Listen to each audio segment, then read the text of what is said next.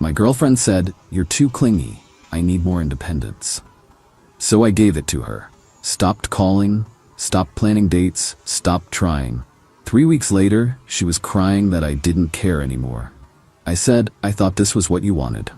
I, 28 male, thought I had it all figured out with Ray, 26.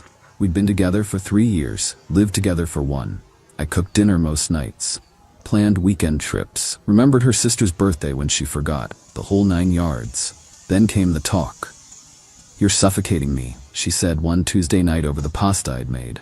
"I need space, independence. You're always there." I asked what she meant. She rolled her eyes like I was being dense on purpose. "You text me good morning every day. You want to know where I'm going. You plan these elaborate dates when sometimes I just want to chill. So you want me to care less? I want you to stop being so clingy." Fine. Message received. I stopped texting good morning, stopped asking about her day.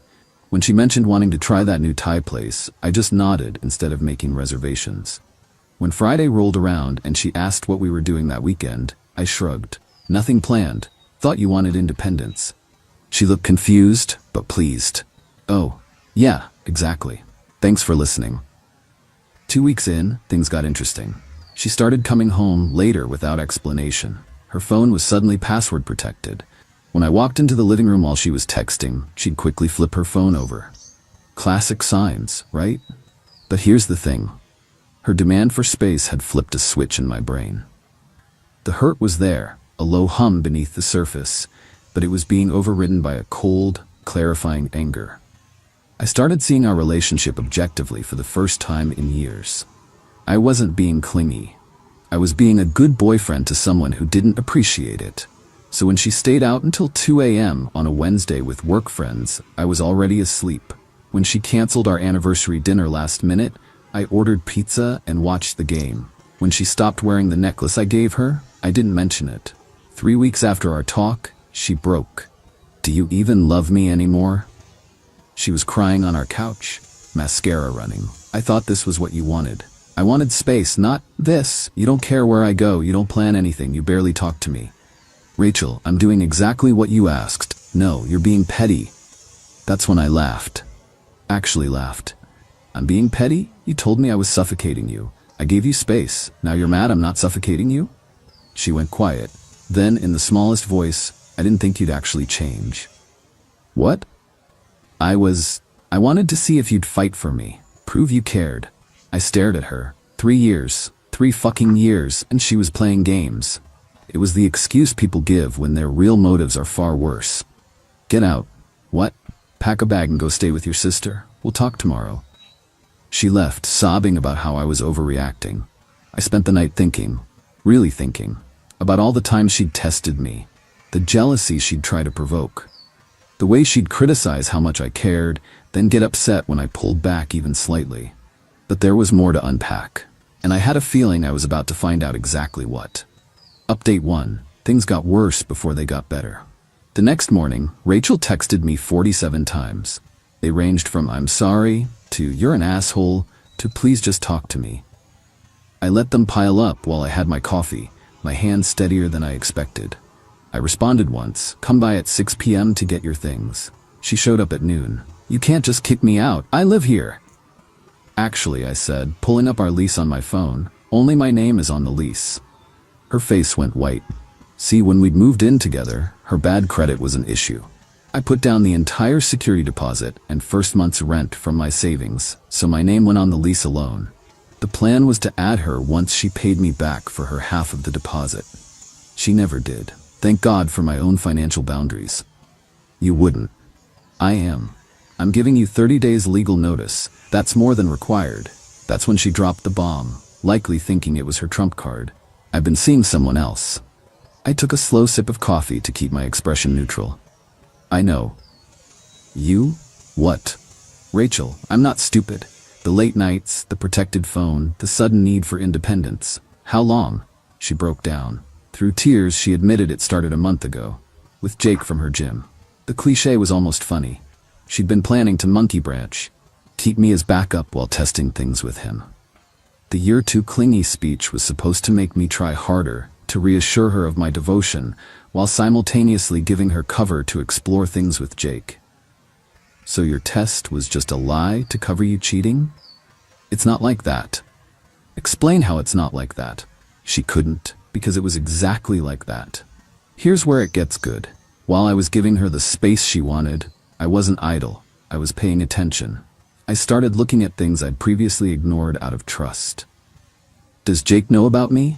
I asked. She looked confused. What? Does Jake know you have a boyfriend? That you live with me?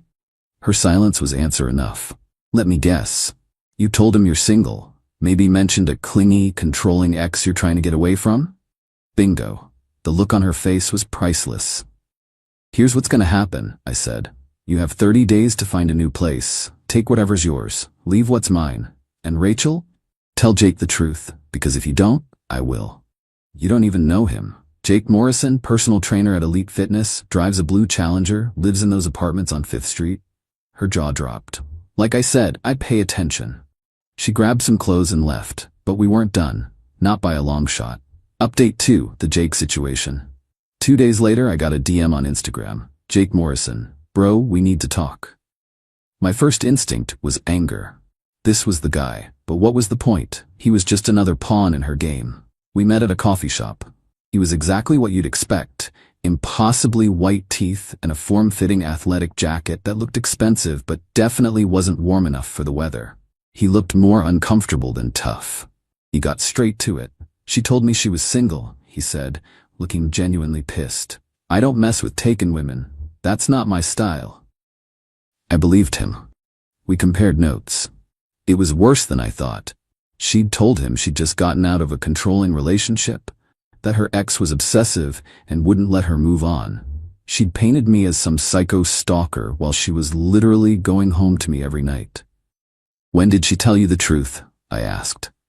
Yesterday, after you gave her 30 days notice. She showed up at my place crying, saying her crazy ex was kicking her out illegally. I showed him our text conversations, the lease, the timeline. It felt surreal, sitting there with him, but it was a necessary evil. Fuck, he said, running a hand over his face. She played us both. Yup. What are you gonna do? Already did it. She's got 27 more days to move out. After that, she's not my problem. Jake was quiet for a minute. Then, she's been practically living at my place the last week. Brought over a bunch of stuff. Clothes, jewelry, some electronics. Something clicked. What kind of electronics? iPad, Nintendo Switch, some camera equipment? My blood ran cold. My iPad, my Switch, my camera. Those are mine. The words came out tight. For all my outward calm, I wanted to punch a wall. Shit, man. I had no idea. You want me to? Don't let her leave with them. I cut him off, my voice low. Just put them aside. I'm not dealing with that right now, but they're mine. Don't let her take them. Got it, he said, nodding. We exchanged numbers. It wasn't a friendship. It was a temporary and frankly weird alliance. That night, Rachel called from Jake's phone. What did you tell him? The truth. You should try it sometime. He's barely talking to me. He says you showed him proof I was lying. Because you were lying. I wasn't. It's complicated. It's really not. She hung up. 20 minutes later, Jake texted me. She's packing her stuff. Says she's going to stay with her sister. She take my electronics? Tried to. I told her they were staying here until you two figured it out. She wasn't happy. Good man. The next morning, I woke up to something interesting. Rachel's sister Emma had tagged me in a Facebook post. Can someone explain why my sister showed up at 1 a.m. with garbage bags full of clothes talking about 2 different guys ruining her life? Because I'm confused. I didn't respond, but I did screenshot it. Rachel had been texting me all night from her sister's phone. Apparently, Jake had not only kicked her out, but also blocked her on everything. She was begging me to reconsider, saying she'd made a mistake, that she loved me, that she'd do anything. Therapy, I texted back. Individual therapy, not couples. You need to figure out why you do this. So you'll take me back if I go to therapy?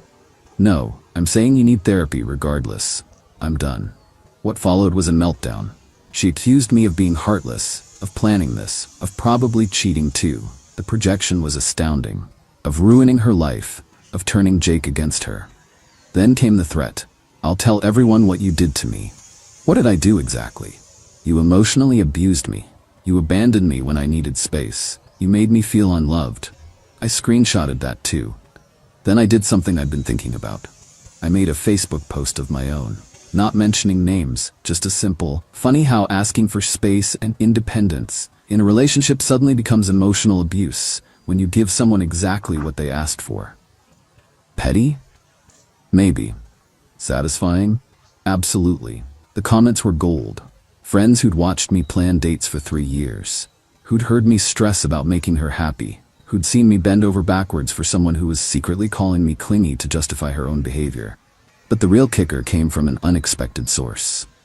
Update 3. The roommate revelation. Emma messaged me privately 2 days after my post. Your post is making the rounds. Can we talk? There's something you should know. We met for coffee. Emma looked exhausted. This isn't the first time, she said. I saw your post and then her messages. It's the same script. What? Rachel, this isn't her first time doing this. She did the exact same thing to her ex, Marcus. My coffee suddenly tasted bitter. Explain. Emma pulled out her phone, showing me old texts between her and Rachel from 2 years before we'd met. The pattern was identical. Rachel getting bored, finding someone new, creating a conflict to make the guy seem like the bad guy, then playing victim when it all blew up. I tried to warn Marcus, but in a subtle way, Emma said. He didn't get it. I thought maybe with you it would be different. You were so good to her. Why didn't you warn me more directly? She sighed. Would you have listened? And she's my sister. I kept hoping she'd grow out of it, but seeing your post and Jake's name coming up, I realized I was just enabling her. The gym membership Jake works at? I've been paying for it. She told me she needed it for her mental health because you were becoming controlling. I laughed, a sharp, humorless sound. When did I become controlling? Right around when that guy from her work, Ryan, started flirting with her. He got transferred, so she moved on to the next one. It's a cycle. The patterns were all there. I'd just been too in love to see them. She's done this at least 3 times that I know of, Emma said. She finds someone stable, gets bored, creates a narrative where she's the victim, lines up the next guy, then burns everything down when it doesn't go perfectly. And you're telling me this now because she's my sister and I love her, but she needs to hit rock bottom, and she won't get help if I keep making her bed for her. I'm done covering for her. She left, but not before showing me one last text. Rachel had sent it that morning. Thanks for nothing. When I'm homeless, it's your fault too.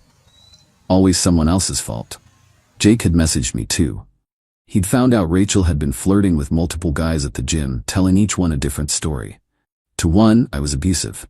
To another, we were broken up. To a third, we were in an open relationship. Getting tested for STDs tomorrow, he wrote. You should too. Good advice. I made an appointment. That evening, as I was packing Rachel's things in boxes labeled "I'm not a monster," I found a journal. I hesitated for a second, but then thought, screw it. It wasn't the master plan of a criminal genius. It was worse. It was pathetic. Page after page about how bored she was, how I was too perfect, and it made her feel bad about herself, how she needed excitement and drama to feel alive. She wasn't orchestrating breakups. She was just writing down her chaotic feelings and justifications after the fact, framing herself as the tragic heroine in a story of her own making. I photographed a few pages, not to share, but for my own sanity, proof that I wasn't crazy. Day 30 came faster than expected. Rachel showed up with a U-Haul and 3 guys I didn't recognize. I had her stuff neatly packed. Jake had dropped off my electronics the day before. The exchange took 10 minutes. No drama, no confrontation. Is that it? She asked as they loaded the last box. What else would there be? I don't know. Anything. Some emotion, something to show you cared. I cared for 3 years, Rachel, I said, my voice even. You just weren't paying attention. She left without another word. Later that night, I got one final text from her number. You'll regret this when you're alone forever. I poured myself a scotch, sat on my wonderfully quiet couch and thought about that. Would I regret choosing peace over her chaos? Would I be alone forever? Maybe. But at least I'd be alone on my own terms. At least I wouldn't spend another 3 years cooking dinner for someone who was texting other guys under the table. Jake and I still have a weird, occasional text-based rapport. He's dating a nurse who actually likes that He texts her good morning. Emma checks in sometimes. Rachel is with some new guy and has told him she's never been in a serious relationship. Emma gives it 6 months. Me? I'm good. Better than good. Turns out when you stop pouring all your energy into a black hole, you have a lot left over for yourself. I've been hitting the gym, a different one, cooking elaborate meals just for me, planning trips to places I want to go. My apartment is quieter now. No more drama. No more games. And I learned something. When someone tells you you're too much, it doesn't always mean you need to be less. Sometimes it just means they aren't enough.